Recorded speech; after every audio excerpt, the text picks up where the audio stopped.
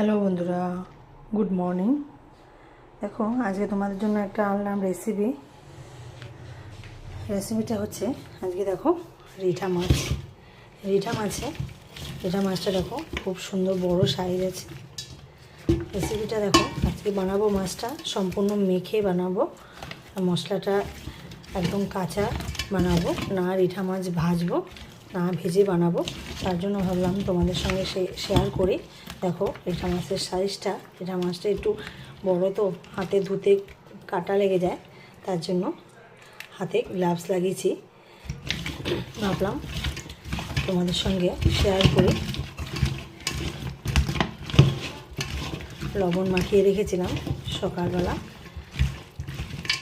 ওটা রিঠা মাছটা গরম জল দিয়ে ধুতে লাগবে, রিঠা মাছে একটু ময়লা বেশি থাকে। আমার সঙ্গে